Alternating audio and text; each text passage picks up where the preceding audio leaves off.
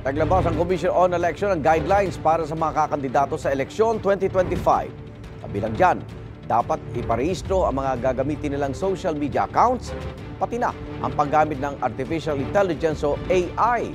May unang balita si Sandra Aguinaldo. Hindi pa ba eleksyon, marami ng maling impormasyon na nagkalat sa social media. May gumagamit pa ng artificial intelligence at deepfake para mamanipula ang video o audio para magbukhang totoo.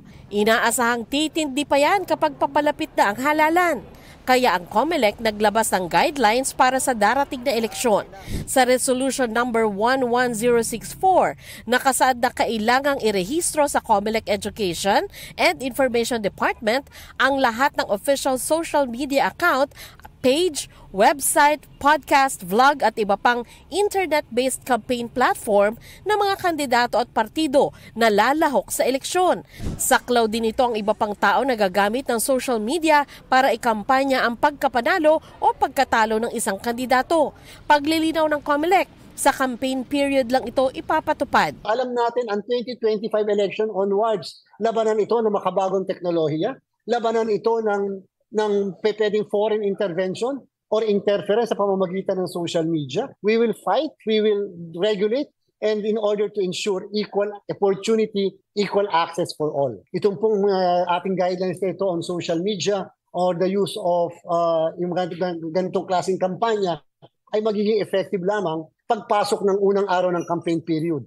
Kapag nag-file sila ng kandidatura, kailangan nilang magsumite ng online application at ilang requirements sa COMELEC EID sa loob ng 30 araw matapos ang filing ng Certificate of Candidacy.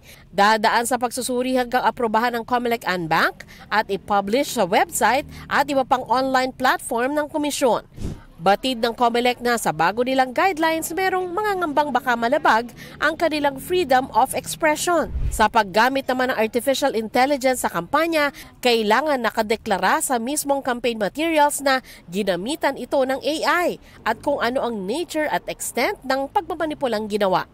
Ang hindi pagsunod sa regulasyon ay maaaring maharap sa election offense. Kahit naman yung mismong nasa campaign staff ng kandidato, pwede namin kasuhan. Kasi kung titingnan natin yung Section 261 ng Omnibus Election Code, na election offense ay nakalagay din doon na violation ng other rules and regulation of the Commission on Elections. Ibig sabihin, hindi kinakailangan nakalagay doon yung violation kung hindi yung na-define ng COMELEC na paglabag ay violation na and magiging basehan ng kasong kriminal na election offense.